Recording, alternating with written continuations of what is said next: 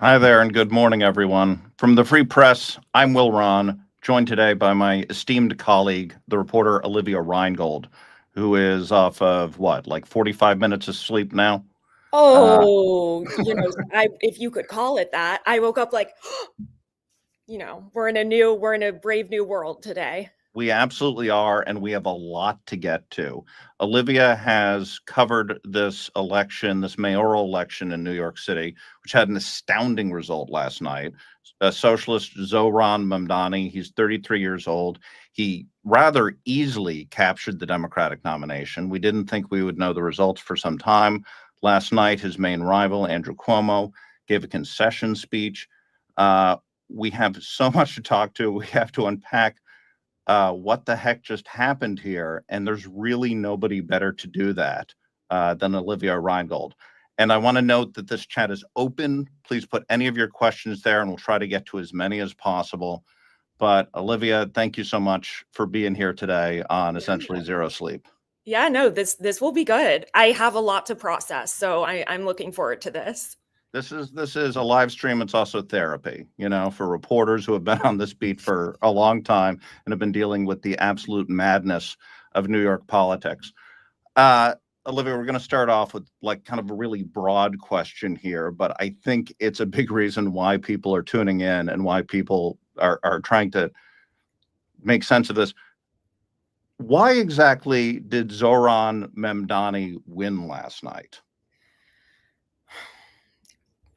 As my amazing editor Rick and I, we were trying to come up with the headline and some deck options. I was really thinking about how to describe this, and I don't mean to brag, but I was quite young during the Obama era, and but it reminds me of what little I remember about how people felt.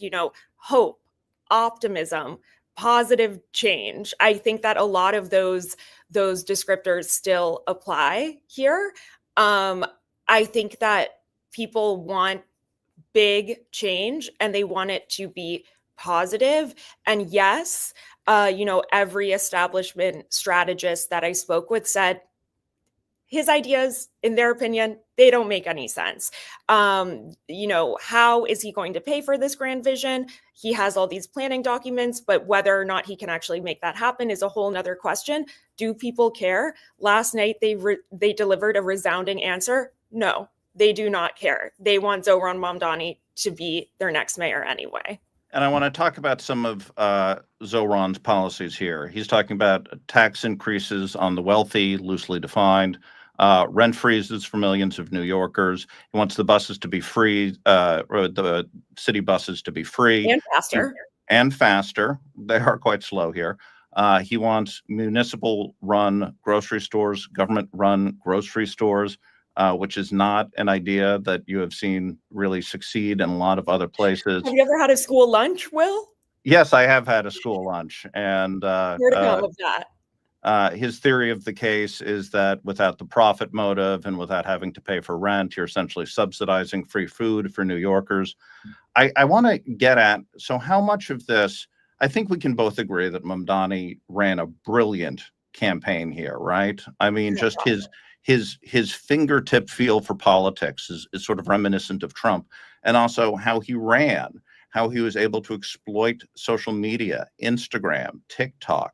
His social Right. media strategy was fantastic, but he also had a strong ground game.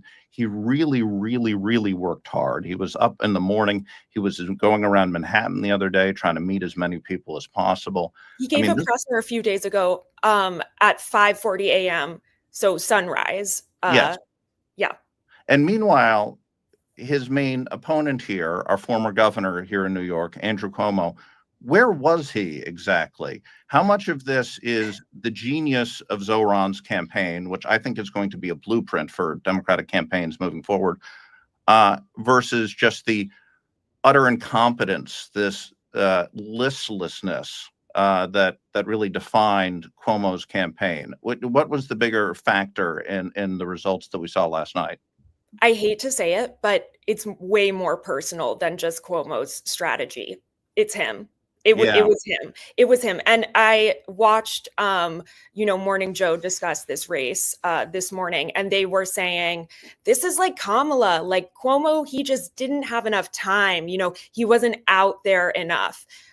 In my opinion, it would not have made any difference. In fact, I think it could have been way more of a liability had Cuomo been interacting with more voters. This was really about Zohran being enigmatic, charismatic, and it's the personality that all the volunteers, all the super PAC money in the world cannot recreate. And it's an interesting thing that this is a guy who 6 months ago was on nobody's radar, and already we're referring to him by his first name. He is branded as his first name, which is a really powerful thing in politics. It's a powerful thing in America, period. You know who Taylor is, you know who Gaga is, you know who Trump is. It's an extraordinary. And it also reflects, it is a little bit deeper than that. His tagline that would often appear on his merch was Zohran for mayor. Cuomo? Yes. Cuomo for mayor. Last name basis, but Zohran for mayor. And a lot of people already kind of have nicknames. Like one consultant I was talking to referred to him as Zoma. So capital Z, capital M, Mamdani. I don't know what that one is. That's just kind of a goofy one. But Zodog, I've heard many iterations. I got one that I heard this morning, Mam Dreamy. Wow. Because, this is like part of it. He is just a young, charismatic guy who is always smiling. I mean, the optimism running through this campaign, the hope running through this campaign. I remember Kamala talking about it's like, oh, this is the politics of joy, but nothing about that campaign seemed joyful. The Zohran campaign. True. He picked up the mantle of joy here. He did. He actually made it work. And I was just, every time I looked at Instagram, not only was like every person I went to high school with, fully endorsing Zohran and, telling people to get out to vote and everything. But these Instagram shows, the one where, you get in the cab with the guy and the cab driver chooses the place. The other one, the subway interview stuff and everything. He dominated those shows. He was on all of those things. The endorsements that have come in the past few days, you talked about Zohran for mayor. There was also Hot Girls for Zohran was one of the t-shirts. Yeah. And I will say that hot had a loose definition. If you're obese, come right through. But you could also be model Emily Ratajkowski. I hope I said that right. You could also be, it was a big tent of hotness. Yeah. A big tent of hotness delivers Zohran Mamdani the mayorship. And just going back to Cuomo, I mean, it just seems like this is a guy who has never really won a competitive election in his life. He's only won elections where he's been on a glide path. That's what happened when he was elected attorney general. That's what happened when he was elected governor in 2010. He had one tough race in his life. It was the primary for governor in 2002, and he lost that pretty handily. So this was just not a guy who seemed built to compete. But that brings us to the question of, do we think Andrew Cuomo, who has, in the weirdness of New York politics, already established a ballot line for himself on the general election ballot, does he come forward? Does he stay in this race? Does he run as an independent alongside a fellow named Jim Walden, who we don't know much about yet, Mayor Eric Adams, who is running as an independent because he couldn't win the Democratic primary, and Curtis Sliwa, the Republican nominee? Does Cuomo make this a 5-person race, or do you think after this humiliation he stands down? So that is a big question. I don't think we've got into this yet, but I was in the room, a very, very sad room last night. You were at the victory party for Andrew Cuomo. Yeah, that's the excitement just fading. And this was a huge question that his own staff had. After he gave this speech in which all I could tell for certain was that he had conceded the primary. But obviously the big question is what is happening with the general election? His own staff, I approached members of his own staff saying, what does this mean? And they were unclear about where their own boss goes from here. So I think that is an open question.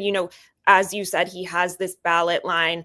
I think it's called the Fight and Deliver party or something. Yeah, whatever it's called. Yeah. Which I'm sure is a compelling alternative to the Democratic Party with a comprehensive vision. But anyway, so he is set to appear on general election ballots no matter what. And that is an outstanding question, is will he pursue that ballot line? Or could he actually call up the Bureau of Elections, ask them, I don't think they have printed ballots yet. Could he ask them to take his name off of the ballot and go all in on campaigning with or for Eric Adams? And would Eric Adams then have a shot? I mean, the question here is a city as overwhelmingly Democratic and as flamboyantly liberal as New York City, whether the Democratic nominee, once he has now been chosen, is there really any chance, even in a very crowded race, that he could lose to any of these people? Or should we just view him essentially as the presumptive mayor of New York? Well, I will say that, so if what Zohran Mamdani has is the it factor, Eric Adams does not have an it factor. He is extremely charismatic. He has personally made me laugh many times. I once saw him get his eyebrows not tweezed, not waxed, but threaded. He stopped a press conference once and just said, he just, took like $5 from his comms guy and said, I'll be right back. And he took questions as he was doing it. But what Eric Adams has against him is that he's usually not able to really, he doesn't have the same content creation machine. I mean, I think that one way to think of Zohran's operation is really as like a content creation lab, almost like, if you've ever heard of the Hype House, which was, a house of TikTok creators. Zohran has an extremely well-oiled machine where yesterday I was trying to find him along with our producer, Tanya, and we could not get more than like 30 minutes behind him as we were frantically searching for him in the city, but that was about his turnaround time, as he would appear in, upper Manhattan. They would, I imagine, upload these clips of him walking through neighborhoods, people gasping, clapping, staring at him in awe. 30 minutes later, it would appear on his Instagram feed in a fully edited, like cinematic Instagram reel. And so Eric Adams, he has a lot of charisma, but it's hard. It's kind of like too similar. I think that what they offer in some ways is similar on a vibes basis. And make no mistake, this is a vibes election, but it's almost as if, what might have more of a shot against Zohran is if it was like more of a wonk, maybe even an abundance Democrat. Instead, what you're looking at is someone who can't really challenge Zohran on policy. I mean, I'm not sure if Eric Adams can make a compelling argument as to why Zohran's $100 billion housing plan is financially dubious. I don't know if that challenge is going to be credible coming from Eric Adams. Yeah, I think this gets at, part of the brilliance of Zohran's campaign here was that he kept his politics very simple. Free buses, freeze the rent. It's reminiscent a little bit of build the wall. It's something that's just easy to communicate, easy to get to people. And by the way, I just want to note that paying for buses essentially is already optional in New York City. People just walk. 100%. It's basically a volunteer 100%. System already. And that is another brilliant point of his campaign, is that they have often rebranded policies that sometimes already exist. My understanding is that a rent freeze has already happened under Eric Adams throughout different times of his administration. And so, yeah, the bus, it's really like a gesture. I mean, you are kind of like tipping the bus driver if you pay. It's really understood to be optional in New York City, but rebranding it as we're going to make them free and faster sounds fantastic. I want to get into a little bit of like who the Mamdani voter is. And you've talked to many Mamdani voters over the last few months, but I want to take a look at this data that shows that voters by income, and this is early data, but the caveat there, but this is the data that we have. we have data that shows that voters by income with Cuomo 19 points up among New Yorkers making less than $50,000 a year. So he Right. won in a landslide among people making less than $50,000 a year. However, you go up to people making more than $100,000 a year, people in the six-figure bracket. Oh, Mamdani yeah. wins by 13 points. There's always kind of a certain irony here. It's like Mamdani is, promising to raise taxes and expand city services, and the people most resistant to that are the people in the lowest bracket. Hmm. Tell me about just kind of the quintessential Mamdani voter, the people who really delivered this. Who was Mamdani's base? Where did this coalition, who made up this coalition, and where did it come from, and how was he able to assemble it? So, if I had to guess, the voters making over $100,000 who Mamdani was very popular Yeah. with, if there was a cross section between like what percent of the $100,000 is coming from your trust fund or your parents, like We have a Mamdani graphic, by the through way, the we can roof. put on screen. Sorry, go back to you, Olivia. But we have a graphic we can put on screen. But Olivia, continue your point. Oh, okay. Yeah. I think that, these are the Mamdani voters. It's very interesting. Zohran framed his campaign. There was a lot of mention of the working class, almost as if we were like in the Rust Belt. But interestingly, his biggest backers often were college educated, white Brooklynites. And, a lot of his campaign staff even is Ivy League educated. Some of the most important members of his campaign went to schools like Yale. Zohran himself is a graduate of Bowdoin. His father is a anti-colonial studies professor at Columbia University. And so anyway, the most enthusiasm, you're asking me who is the typical Zohran voter. I think it's someone in the corner of like a Brooklyn coffee shop, kind of like, hunched over a philosophy book that they're not really reading. They're secretly like just playing a game on their phone. But they're, if they hear you say capitalism, they're really animated, and they're all in at that point. So these are people who, when I've gone to Mamdani rallies, there's a lot of merch for Ivy League institutions. And so really, I mean, we've reported on this a lot at the Free Press about how often these highly progressive ideas, which claim to be on behalf of the working class, are originating from the upper classes. Yeah, and I think the New York Times, in its Timesian way, it wrote essentially an endorsement of Andrew Cuomo before the Right. election. The New York Times editorial board, and it stopped just short of saying vote for Cuomo. It was more just don't rank Mamdani. Yeah. He's too young, he's too inexperienced, and his policy vision is simply too radical for New York. Right. And I'm wondering here, in terms of these policies, now you're the mayor of New York City. You're not quite the king of New York City. You have the city council, which often acts as a rubber stamp, but can sometimes cause trouble. But you also have to deal with Albany. Occasionally, you have to work with Washington, D.C. You'd have to work with Trump on some stuff. In terms of his policies, his vision, what do we think is kind of the most workable here? What do we think he could actually implement, and what is just pie in the sky and likely never to happen? I think that this is really untested. I mean, Zohran has less than 5 years of legislative experience. He has one of the highest absentee voting rates in the state legislature, and only 3 of his bills became law. And so he really is untested. But I guess we are going to have to see. He will have to go to Albany to make a lot of this possible, including that $100 billion housing plan that I mentioned, which he's going to have to travel to Albany to beg legislators to raise the city's debt ceiling. We're going to have to accrue a lot of debt in order to make that happen.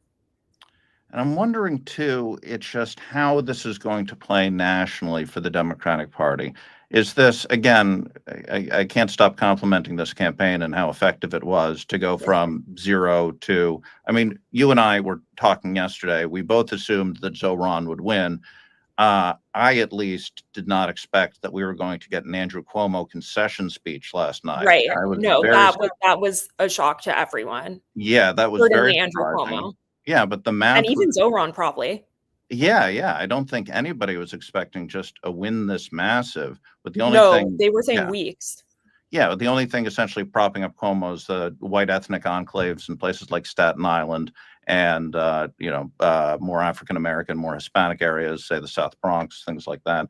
Again, getting to the income question, but it's this extremely curious thing of how this is. How does Trump respond to something like this? I feel like here's a prediction for you. I feel like in the coming days, Trump is going to give Zoran something of a shout out. I think that's going to be slightly, one con man tipping his hat to another, but also it kind of, I think, in Trump's brain, he'll think that it's a good thing for Republicans nationally for this guy to essentially become the face of the Democratic Party.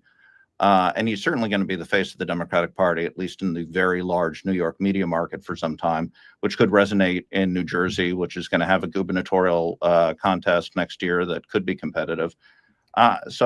Just the basic question here is Zohran good for the Democrats, or is this something that if you're a Democrat, you want to hide this guy away in a closet? Well, I would say so if he coasts to victory this November, like many think he will, it all depends on how he governs. But I will say that Trump takes a lot of pride in being a lifelong resident of New York City. And so I think that they are on a collision course here to be natural foes. I am not up to speed on this. Like I said, maybe 45 minutes of sleep last night. But my understanding is that Trump has already tweeted or he has said something about Zohran already, or Zohran is at least on his radar. So I think that it really depends if Zohran is elected this fall, how he governs. Does the city fall apart much like Chicago or Los Angeles? A comparison a lot of people have been making is to Mayor Brandon Johnson in Chicago. Perhaps the least popular politician in America now.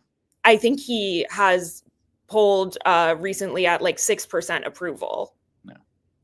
Yeah, that is bleak. That is bleak. The city is there are a lot of concerns about the current state of Chicago and Brandon Johnson. People have been making that comparison because he is a hyper progressive partisan. So, if New York goes the way of Chicago, I think no matter what, the right is going to look for vulnerabilities in the way that Zohran is leading. Like Zohran has said that he wants to uphold sanctuary city laws. So I think that there's going to be a lot of scrutiny on if Zohran is elected, what kind of immigrant or migrants he's protecting. I think the right is going to scour everything he is doing. In a Trump presidency, the right did a lot with the foe of Biden, then Kamala. But right now, I would say the right is kind of adrift. Like, the conservatives, they get out of bed in the morning for a fight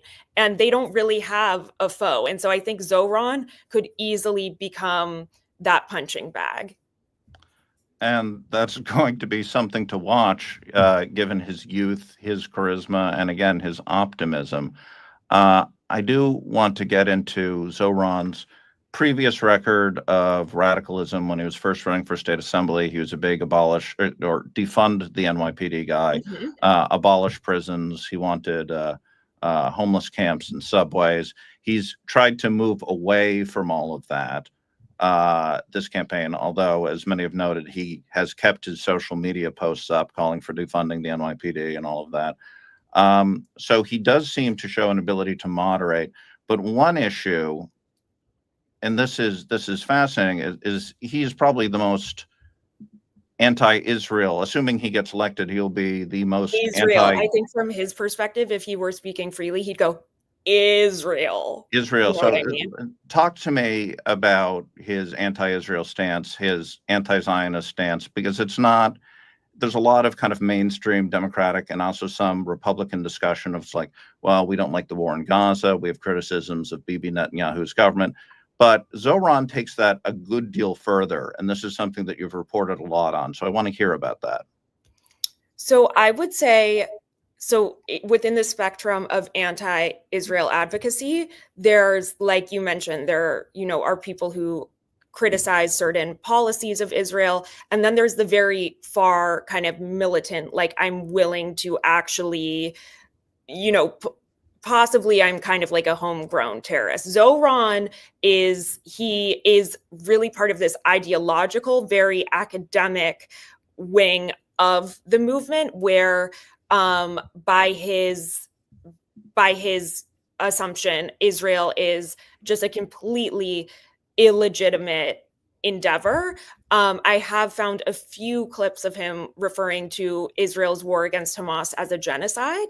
And so this is kind of a boilerplate position, but I have a lot of questions about the reality of where he actually stands on this. I have guesses. I think in his mind, anti-Zionism and anti-Semitism are totally, totally different things.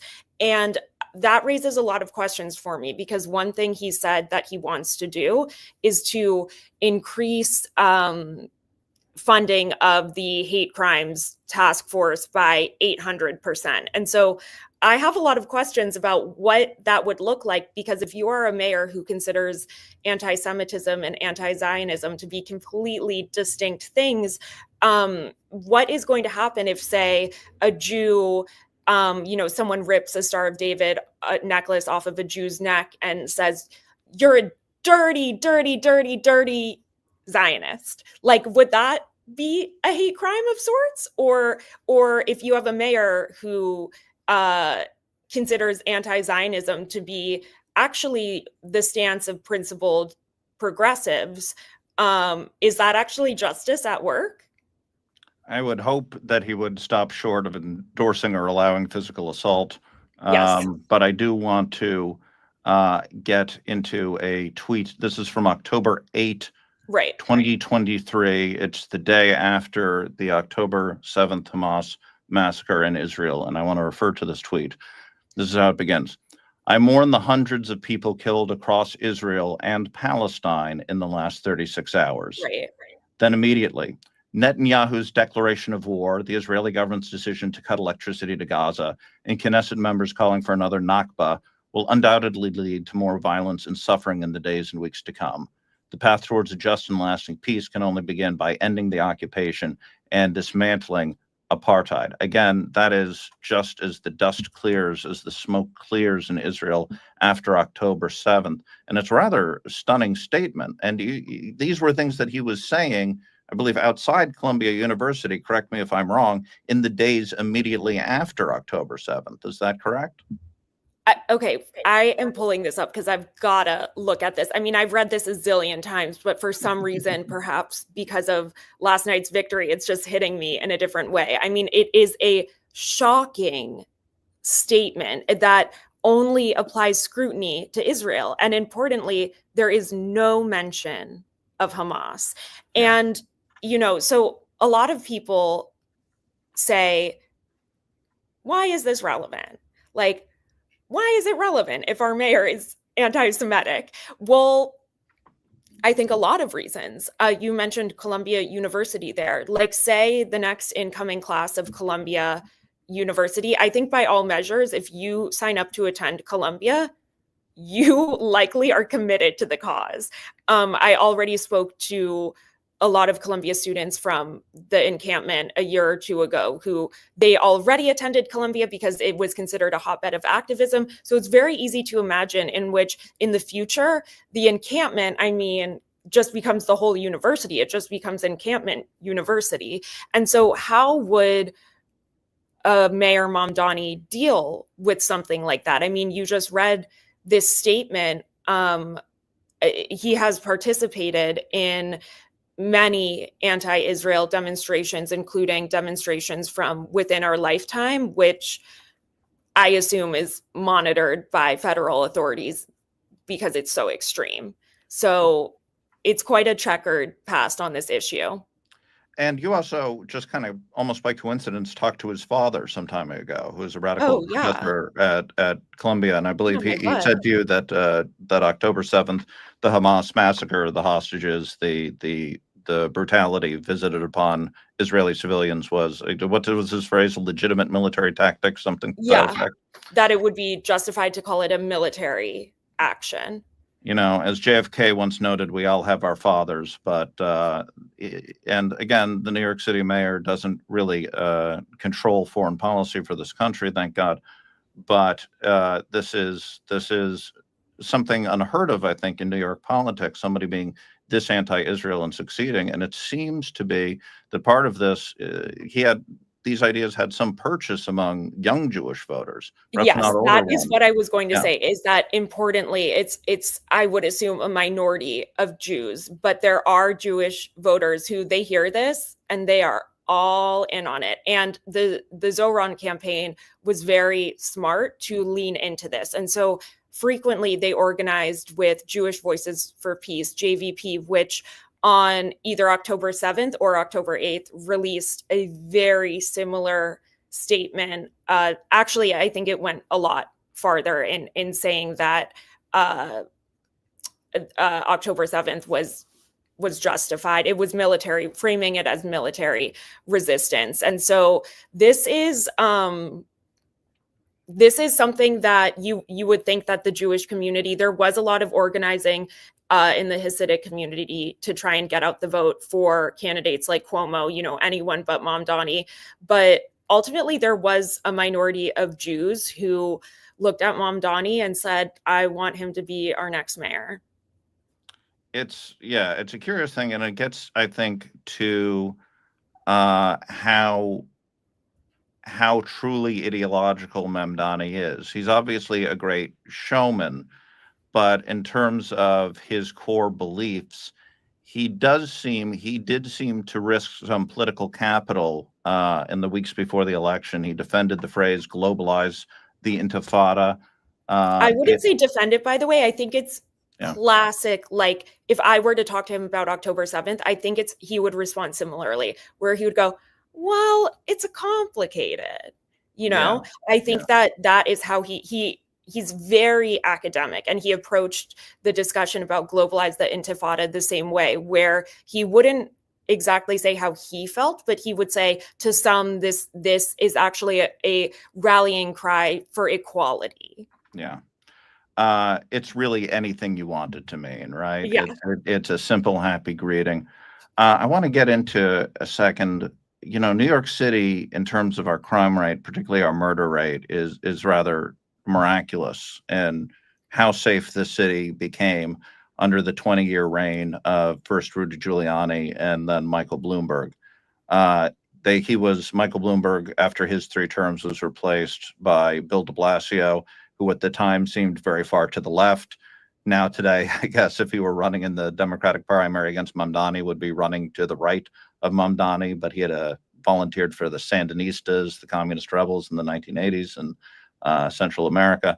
He seemed like a very radical choice, but pretty early on in his mayoralty, his mayorship, whatever you want to call it, he brought on Giuliani's old police chief, Bill Bratton, to come and make sure that the city remained safe, because Bill de Blasio was an ambitious politician. He wanted to run for president.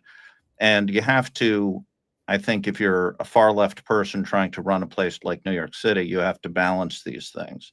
You need to stress your progressive bona fides, but at the same time, the city is very liberal. But if crime goes up 1 iota, I can tell you as a native New Yorker, we will lose our minds. So I'm wondering, like, how sincere he is. He talks about deploying all of these social workers essentially Right. alongside police to help people who are having mental breakdown stuff. Things that we see every day in New York City, things we see on buses, we see on subways. Not having the police deal with that, having professional therapists, things like that, treat these people. But in terms of how he will treat public safety, we have seen progressive experiments in this country. You brought up Chicago, Los Angeles, San Francisco, Seattle, Portland, Philadelphia to some extent, Washington, D.C. to some extent, where experiments in far left progressive governance have just been absolutely disastrous. And they've been absolutely disastrous in large part because the police don't enforce the laws or take a step back, or it becomes so liberal and that it essentially becomes lawless.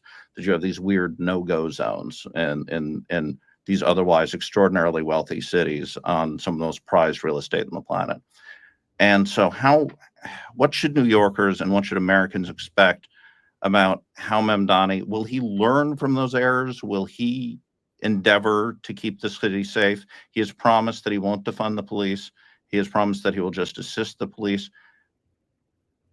Do you take that as a sincere promise? And moreover, do his supporters take that as a sincere promise? Are they taking it for granted that New York City will remain safe or relatively safe under Mamdani? So his big idea is to really divide up the work between policing crime and helping people out who are in the midst of unbelievable mental health struggles, with this new department that he wants to create called the Department of Community Safety, which I think, by all accounts, sounds like a good idea.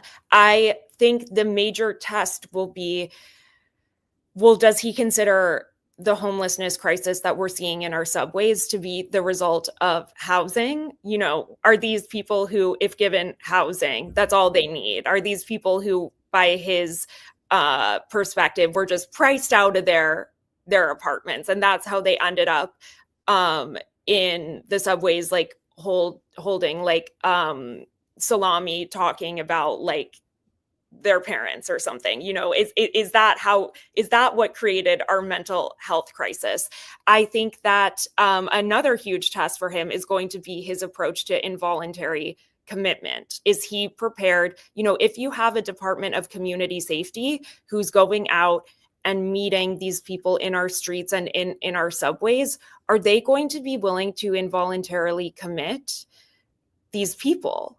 I think that those are the huge questions that will determine whether or not New York goes the way of Los Angeles, which has a crazy homeless encampment issue, and Chicago, or whether or not he's going to chart a new path that shows that these progressive policies, which in the past have been huge flops, are actually going to succeed in a place like New York City.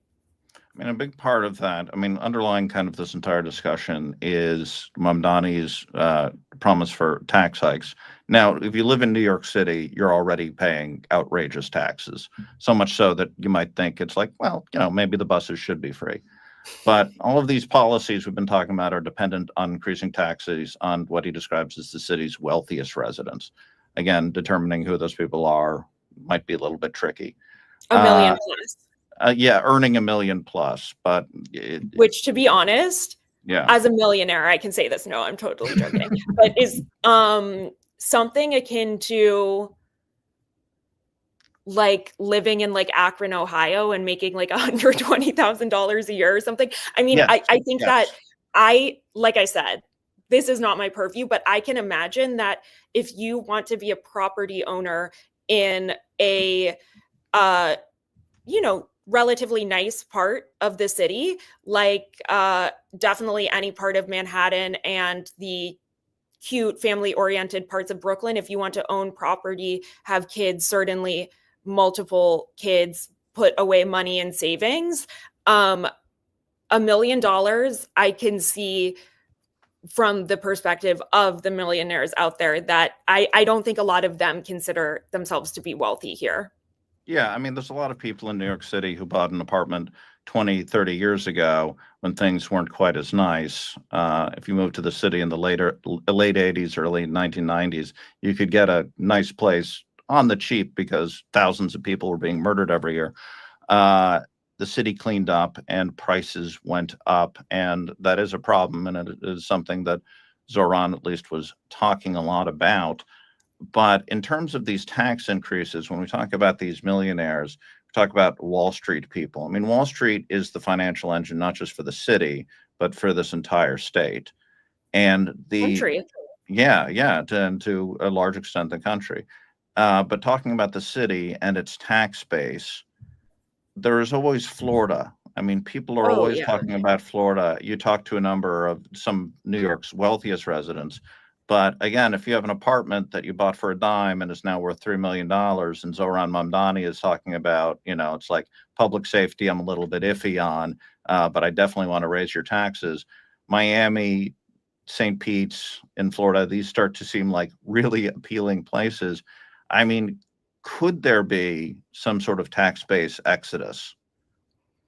Yeah, I think if Mamdani is elected, we have to prepare for that possibility. And a lot of the city's business leaders and billionaires are already preparing for that. So I spoke with a number of these very wealthy New Yorkers, including Bill Ackman, who is a billionaire, who said that he's already under pressure from his employees to pick up and move the firm to a place like Florida. That came up over and over again throughout my reporting. Florida, Florida, Florida, where a lot of these ultra wealthy New Yorkers are already spending a lot of time in places like Miami and Austin. And it's just kind of a matter of a calculation about how many days you have to spend in a different state in order to declare your taxes elsewhere.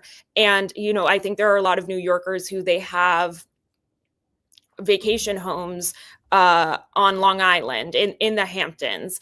And I think that you're going to see a lot of New Yorkers declare their taxes outside of the city, declare their residency outside of the city if Mamdani is elected. And that could have huge downstream effects that we're going to have to deal with at the time. Yeah. I want to quickly return to the general election. A question from Jamie. Hypothetically, all right, if there isn't anyone but Mamdani movement, and let's say it coalesces behind Eric Adams, the incumbent mayor, is there any way that Mamdani could lose if it's just a two-way race between a far-left Democrat and a moderate Democrat? Could Mamdani lose that race?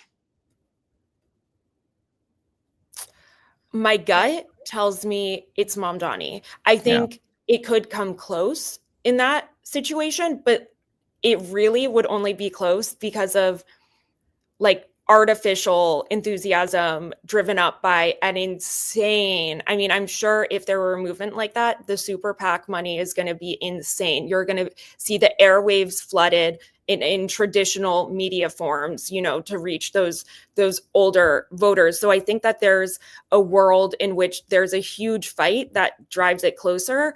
But as someone who has spent a lot of time going out and talking to voters, the people want Mamdani. The people do want Mamdani, or at least, what is it, some 400,000 who voted in the primary yesterday? Yeah, something like that. Turnout was quite high, and the Cuomo camp was trying to tell me, we feel really good about that. That's because people are looking at what's going on and they're scared, and they came out and they opposed it. And then obviously the numbers poured in, and turnout obviously favored Mamdani. That was a question from Mark, by the way. Again, this is a question from Sally, and I think it's along the same lines. This is our presumptive mayor. It's Zohran, barring a miracle and or disaster. Strange things happen in New York. Mike Bloomberg was supposed to, be an also ran in 2001. Nobody thought he was going to get elected mayor as a Republican. Then 9/11 happens, and then suddenly Mike Bloomberg, wins the election. You never know. That politics is full of twists and turns. There could be some crazy oppo drop on Mamdani, which is to say, people from another campaign digging up something from his past. And if there is, send me a line at olivia@thefp.com. But aside from that, and this is a question from Sally, he's the presumptive mayor. We should consider him the presumptive mayor. I mean, in my head, as you were talking, I was just kind of thinking almost a la fantasy football, who could actually take this guy down? Get rid of the actual field of Eric Adams and Cuomo and Curtis Sliwa. I'm thinking a better matchup would be like AOC. Like it makes no sense for the two to go to oppose each other. But I'm saying you would have to draft I'm like Trump. Like that would be an interesting matchup. And I actually think even if Trump ran as mayor, I mean, it's Manhattan and you have to think about where the actual base is. But I'm just saying someone would have to be formidable to take this guy down. God, what is it about the water in Queens? In the early republic, they talked about Virginia as the father of presidents. Now it's like everybody's coming from Queens. AOC, part of her Yeah. district of Queens. She I lives there. just want to say he truly is from the Upper West Side, Yes, he's an where Upper he West grew Side up guy. in Columbia University housing. And then I never got clarity on why Astoria? How did this happen? How did he end up in Astoria? He graduates college, he lives with his parents for a summer, maybe about a year, and then he starts to reside in Astoria, Queens. And I'm unclear about what drew him out there. He was definitely an early gentrifier, I think you could say. Wow, what an indictment of the guy running on the anti-gentrification ticket. A benevolent one. And of course, I want to leave here as we start to wrap up, but you have covered a lot of his background and where he came from, and particularly his music. Oh, yeah. Are there any Mamdani songs that you would recommend to kind of get a feel for the guy? Salam. It's which one? You say it again. What's the name of it? Salam. It's he describes it as a song about the experience of being Muslim in America. I can't really understand what he is saying because it's very distorted through a robot voice. But the first listen, it was like, what is this journey? But it's like this synthesizer reaching out. It has strong 2010 garage band vibes, very DIY. I genuinely kind of like it. I kind of like it. It's kind of horrible, but I like knowing that Zohran is on the other end of this, singing into a MacBook that his parents totally paid for. We got another question? We got another question, but I think we're going to wrap. I am interested just on as we leave here. This is also a man of a lot of accents. American politicians, we give them a lot of we attack them a lot when they go down south, when Northerners go down south and suddenly they're speaking with the twang like Hillary did and Kamala did and all of that. But Zohran Mamdani has throughout his life, he just, sometimes it's an Indian accent, sometimes it's an American accent, South African accent. Do you have a favorite? Oh, South African. The South African one, that's the one he should bring to City Hall. It's a hard accent. And I just want to correct you. If you were a BIPOC, you would know that's called code switching, and it's totally a normal thing to do. Okay. All right. I'm going to take your word for it. Olivia, thank you so much for joining us today. Yeah, this was fun. Thank you so much to everyone who joined us here to ask questions. I'm sorry we weren't able to get to all of them. Read Olivia's pieces today. Can I just end with a chant that I heard at a Zohran Mamdani rally? Yes. We are socialists. We are socialists. Those are the words of his supporters. Really, what could go wrong? I mean, true socialism has never been tried. I've heard that before, and now we're going to try it out in New York City. But go to the fp.com for more. We have a story up, why New York just voted for a 33-year-old socialist. We've got Mamdani out-hustled Cuomo. It could make him New York's next mayor. Again, nobody has covered this race better than Olivia Reingold. All due apologies to the New York Post, but she's been so quick on this, so early on this. She knew that Mamdani was coming. She figured it out so quickly. Read all of her coverage. Go to the fp.com today. Read more about this. It'll help you figure out and make sense of what's going on. This is only the beginning. You can find more coverage of this race as the months continue, and all that means for the city and for the country. Again, go to the fp.com, subscribe, sign up. We got lots of good stuff. Have a wonderful day. Thank you so much, Olivia. Thank you. Bye.